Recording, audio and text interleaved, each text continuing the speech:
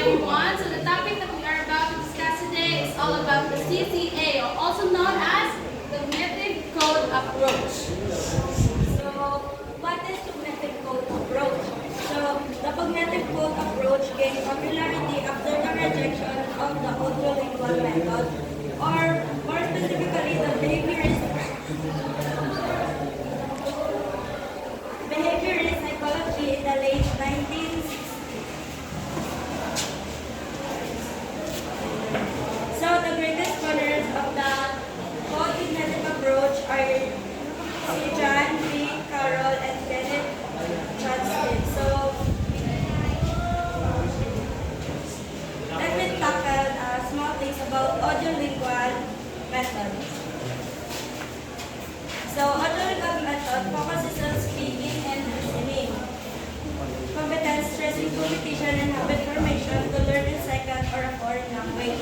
So, ito ang cognitive code approach, audiolingual kasi this method make the learner understand the second language by memorizing and practicing speaking and learning from the people communication. So here, cognitive code approach emphasizes that language involves active mental process and not just a process of habit formation. It also focuses on the four language skills, which is the listening, speaking, reading, and writing. Not only some of them in comparison to audiolingual. Okay, next, theory of learning. So for the theory of learning, the cognitive code approach is about generative grammar and its structure, which consists of structural applied linguistics. So the theory of learning, nakabilang na natin 6 levels of structural linguistics. So pragmatic, semantic, syntax, and ontology, phonetic, and phonetics. So sa theory of learning, places ang emphasis on how ang memory, ang perception, and ang problem solving work governs sa ating brain. So as relate to the language learning. So it has influence approaches to teaching language because it advocates or supports for an active information processing, comprehension, and meaning making.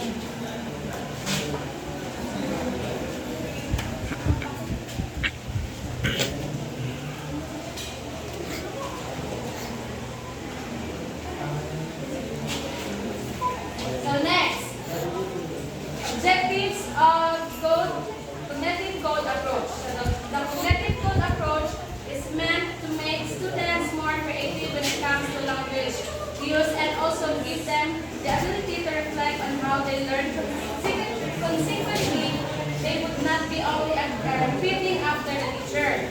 So sa objective, the CCA, or also known as the cognitive approach to language learning, has a specific objectives and goals that guides its implementation in language education.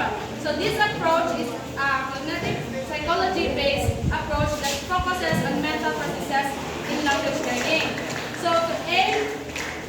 So sa objective, it aims to empower the learners by developing their cognitive abilities and language competence, leading to more effective and independent learning. So sa objectives, it emphasizes understanding and internalizing language structure through active engagement and problem solving. Cut off. I-edit nyo lang. Okay, so let's now proceed to the different roles of the students and the teachers in the cognitive code approach. But first, let's proceed first in explaining what is audiolingual method.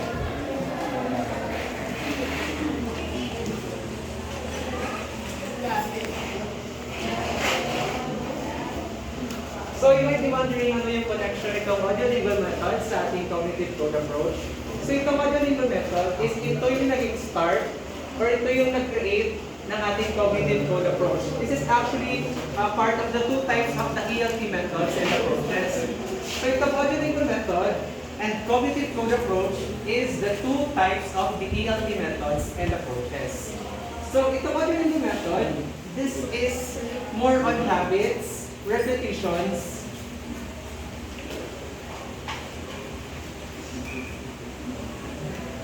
and listening and speaking.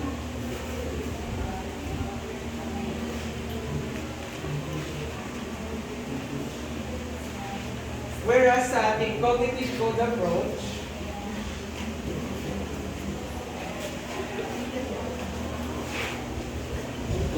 this is more on the active mental process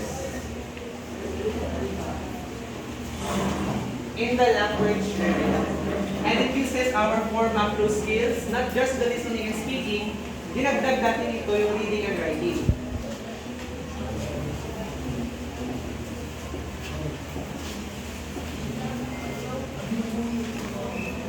So ito yung main difference ng dalawa. So audio-lingual method, dalawang skill lang yung ginamit natin, listening and speaking. Whereas ng ating cognitive code approach, ginamit yung ating 4 macro skills, which are the reading, writing, as well as the listening and speaking. So that is the reason why ni-reject ang ating audio-lingual method. It was actually rejected. And ginawang mas better ng mga purists or ng mga purists at ginawang cognitive code approach. Kasi hindi lang listening and speaking yung sakop ng ating approach. Ginamit din yung ating reading and writing, which is also vital in terms of learning a language. Hindi lang listening and speaking. So, let us now proceed in the different roles of the students and the teachers. So, yung role ng ating students is that so what are the different roles of the students? So roles ng mga students sa ating CCA or ng ating cognitive code approach is that they are responsible for their own learning.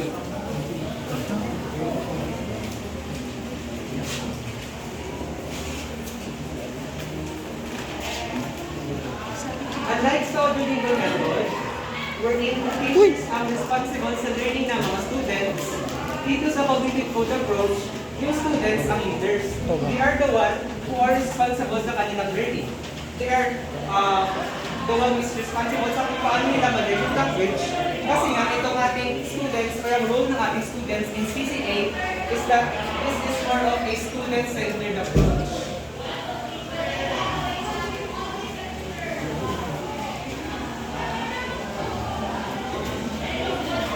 So, ang teachers will just guide the students sa kung paano nila ma-learn yung language. Pero they are not responsible for their own, for the learning of the students. Kumbaga yung teacher is guide lang, pero yung students ang leaders or sila yung main character dito sa ating cognitive code approach. Unlike sa audio-lingual method, ang ating main character is ang ating teachers. Okay, so let's now proceed in the roles of the teachers. In cognitive code. So what are the different roles of the teachers in the cognitive code approach? The role of the teachers that they serve as the facilitator.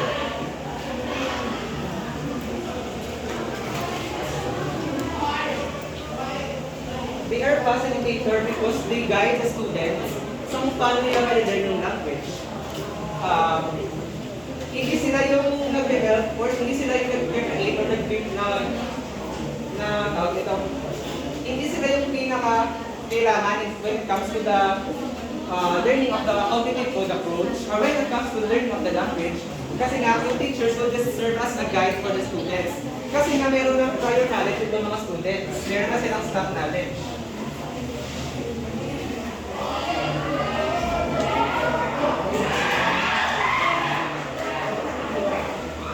So, since we stock knowledge na yung ating students, ang kailangan lang gawin ng mga teachers is just to build this knowledge and to help them improve, but not necessarily sila yung kailangan gumawa ng lahat or gawin ng lahat ng tasks in order to help the students.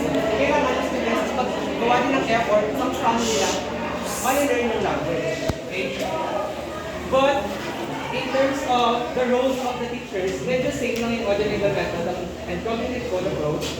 Kasi kailangan ng teacher na maging proficient sa language. Kailangan nilang ng advanced proficiency or mastery sa language bago sila magturo. Because if they don't have enough capacity, capability to teach the language or to having at capability sa language na kanilang ituturo, of course, the teaching or the teaching process won't be much effective. Okay, so that's the different roles of the teachers and the students. Let me sum it up for you. Ang role ng students is that they are responsible for their own learning, while the teachers, they serve as facilitator in the learning. Okay. So, so let's proceed in the conclusion of our report for today. So our conclusion is that the cognitive code approach is actually the basis when it comes to audio-legal method.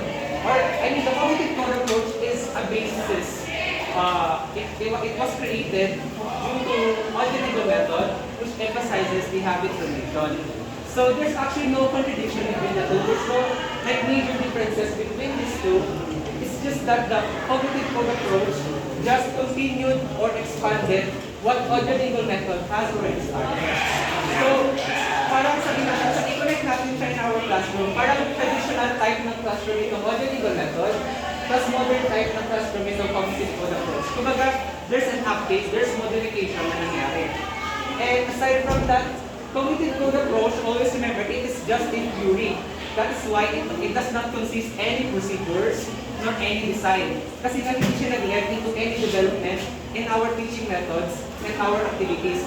Theoretical proposal siya, which means wala siyang procedures and wala siyang design. So that's all. Thank you for your attention.